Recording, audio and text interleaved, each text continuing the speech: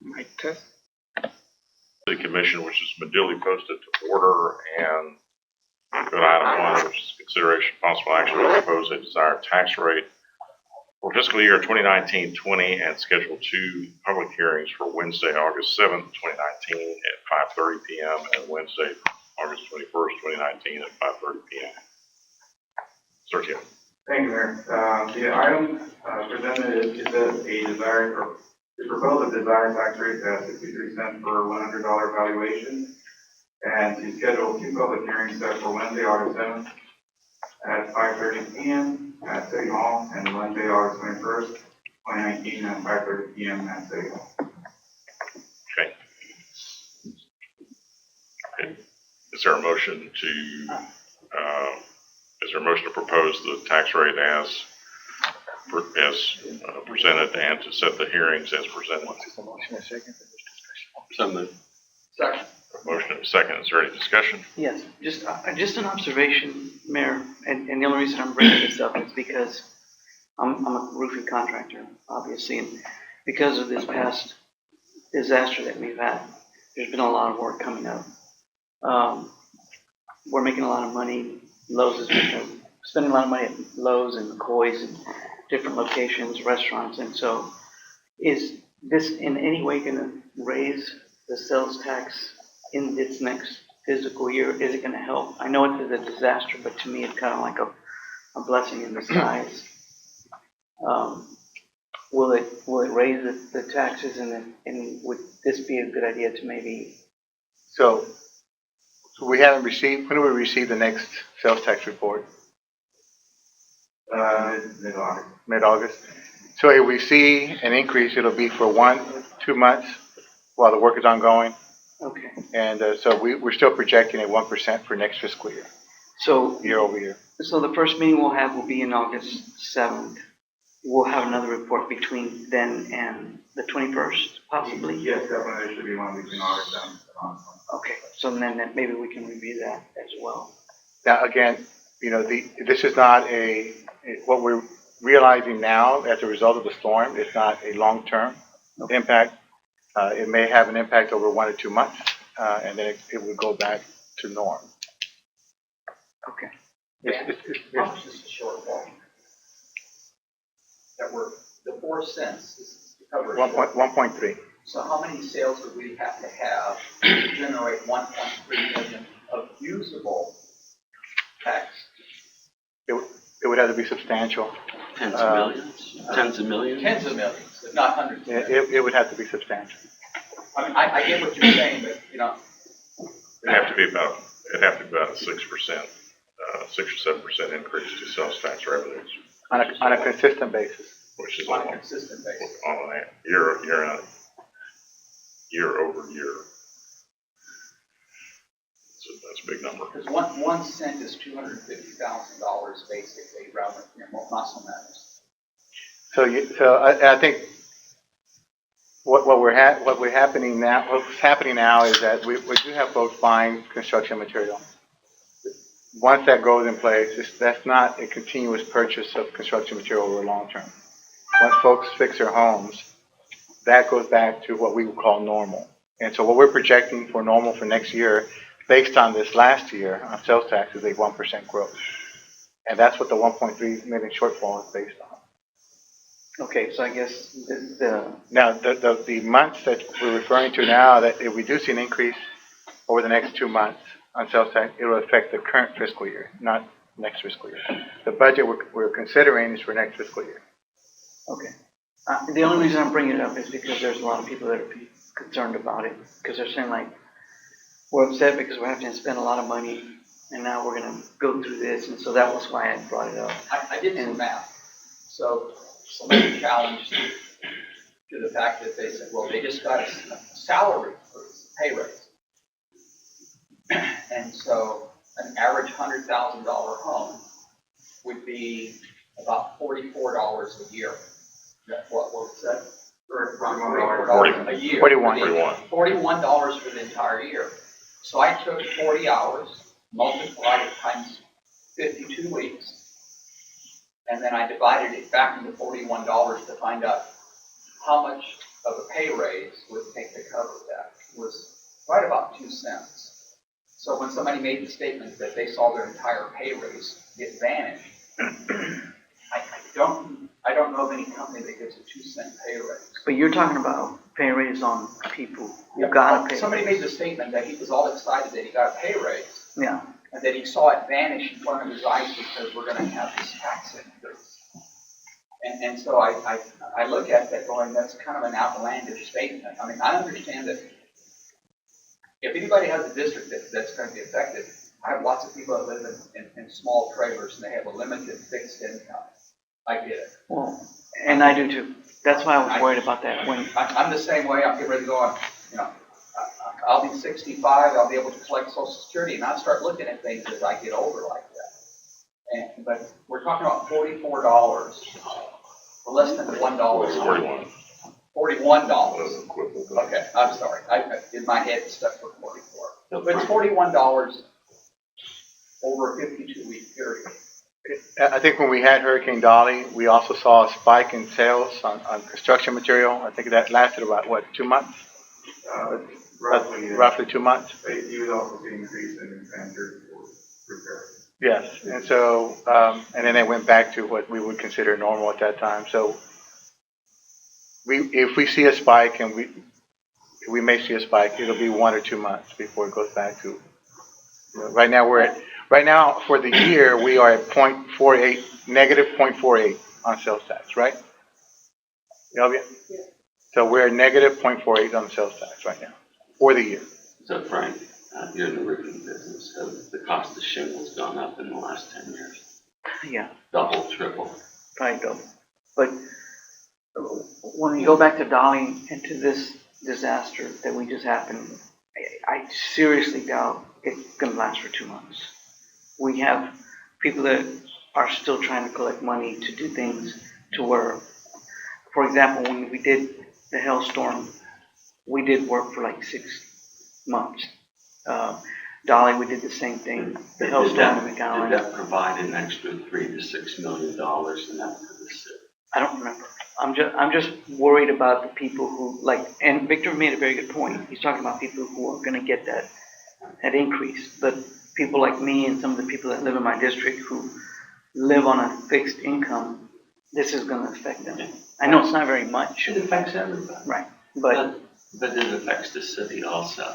So, so the cost of shingles have gone up in the last 10 years. everything has gone up. The cost of felt, whether it's the old fashioned or new, has gone up. Cost of labor, cost of tools, cost of gasoline. So it affects your business, and you have to raise rates in order, 1, to break even, and 2, to continue to make a profit. The city's not the business to make a profit. The city is in the business to provide services. And we haven't raised rates in 14 years, and the cost of everything has gone up for the city. So maybe we should have, the last 14 years, increased it a penny a year. I don't know, but we didn't. But it's necessary for the city at this time to raise money to continue to provide services. And so the, it's necessary for the city to maintain and improve the living conditions here in Harwich. So I get the math real quick. We collect 2 cents, 25% of that we don't get to spend because it goes to offset property tax. So we're left with 1.5%. And so $30 million at 0.015 is $450,000. So we'll have to do that 3 times. So, I mean, if we're gonna do $100 million in sales just off of disaster, I can see that. The other thing that I noticed is I was on the job site this morning and the contractors aren't local. They're not paying local tax. Well, most of them are, not all of them. Not all of them are roofers.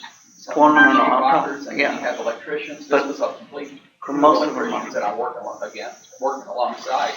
And they're charging sales tax. They're just going back to Houston. Okay. And, you know, that's the only thing. Sometimes we have to look at all of this. Okay, anything else? Okay, did you want to be recognized? Yes. Okay. Forward, state your name, your address, and Mayor, 2 minutes. Robert Leffler, Garden Texas, Alabama. I just want to start off with this. You mentioned the tax rate not changing for 14 years. The fact of the matter is that the assessed value has gone up every year. By law, the city has published that the tax rate, the taxes increase. That's why you have an annual tax review, right? So even if you adopt the same rate, if your assessed values in your community, the building permits and stuff like that, that adds to the community, that is an increase. So that argument over tax rate is not a good argument. In fact, some cities lower their tax rate. But going back to the fact that this is not going to be a short-term bond, the fact is that FEMA has just gotten the federal disaster declaration for the community. Nobody has gotten any of the possible $34,000 a year grant money, $34,000 grant that they can apply to their damages. So you haven't even seen that money hit the economy yet.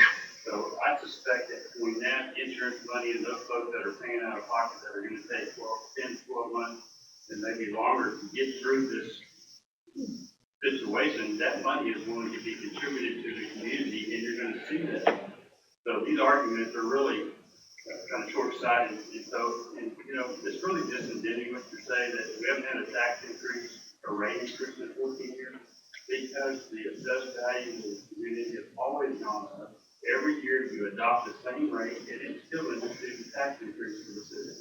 And I would suggest that if you want to see 4 cents, which is a very significant number, that you put these items that you want to go spend on the ballot and let the taxpayers vote to see if they feel like they're comfortable with the new tax rate and if they're comfortable with the project that the commission is looking on.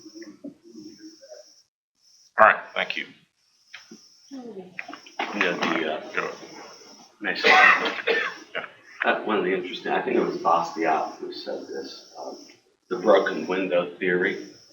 And what it is back in France, a tailor has a shop, and some kid throws a brick through his window and breaks it, and everybody says, well, this is fabulous, because look, the glass company is going to make a painted glass. Somebody's going to take the glass from the factory to the tailor's shop. A glazer is going to put it in place, and everybody's going to make all this money. And the fallacy of that economic thinking is, what it did was deprive the tailor from using his money to have economic freedom to spend it as he wished. And so if the theory of the broken window is good, then we should hire the military to destroy cities all across America. And then all the sales tax dollars can be done by rebuilding cities. And so if the military can't do it, maybe Mother Nature can do it with tornadoes and hurricanes and floods. It's still the same thing. And so disaster is not an economic boon to a community. That's false economics. All right, go ahead. If you want to be recognized, step to the podium quickly. State your name, your residence address. Yolanda Shop, it's 258 Marcos Island. What Mesmar said is his dreams in mind. Why should you go up on the taxes when the whole town was flooded? That shows you what a community leaders we have. You need to fix the problem before you ask for more. Now, people that are earning $250,000 from the city, $47 increase is not very much, but not everybody gets $250,000 to deal with. This is the community, the poorest community in the whole Rio Grande Valley. And if you don't think it is, then you need to wake up and smell the Colombian coffee. Something is wrong here. Nobody wants tax increase unless you're earning $250,000 a year and you have a house and the property next door is yours. And of course, this defeats the purpose. Now, you don't make, like Mesmar said, it is nothing like what it's his dreams in mind, okay? Like Lethbridge said, It is true because it's a professional community leader, not only a former city commissioner who knows how to read the budget. Obviously, nobody here knows how to read the budget, or they're blind to the fact that they don't want to read the budget. They think that increasing, their pockets are pockets, and the citizens up their shaft. I don't think so. No increasing taxes. Thank you.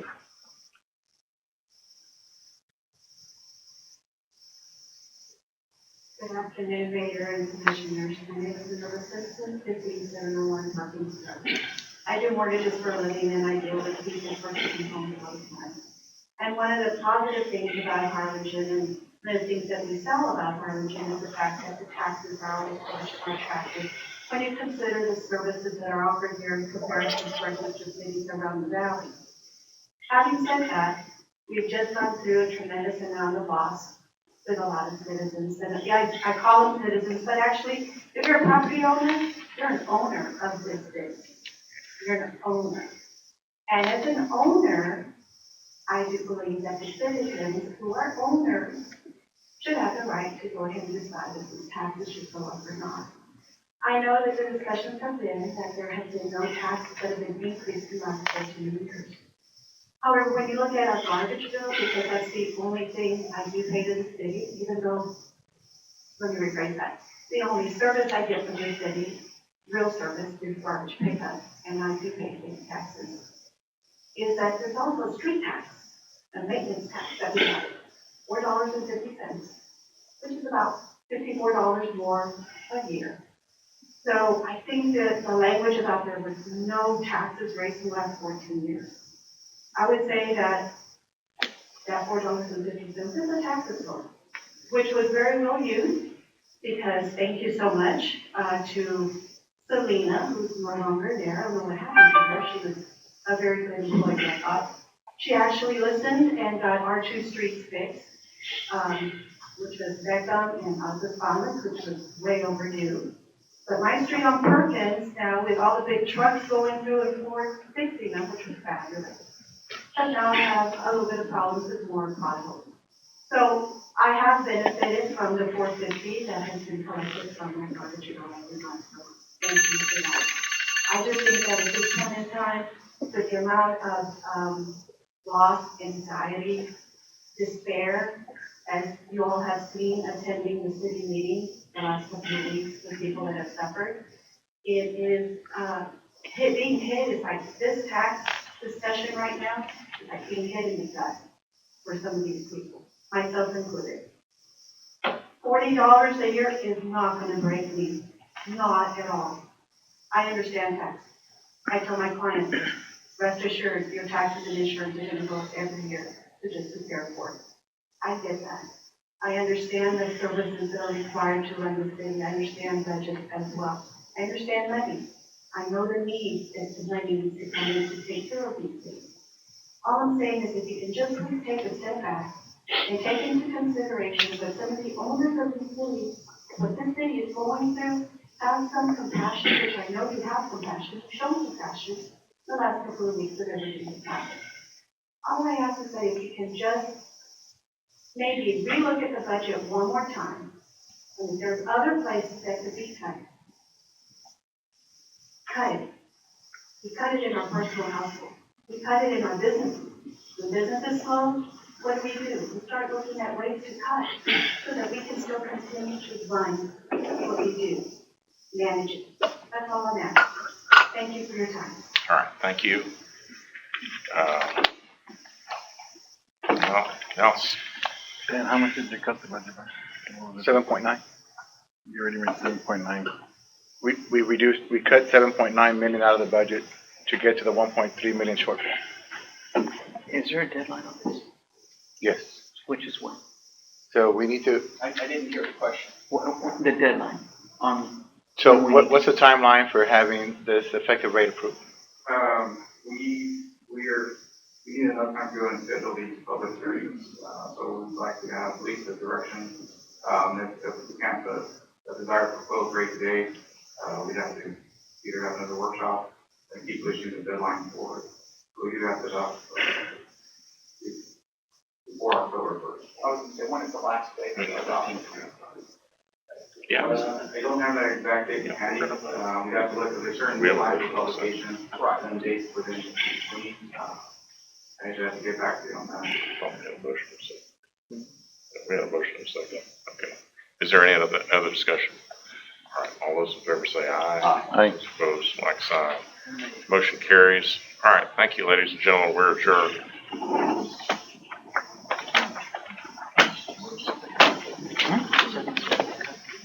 7.9 million.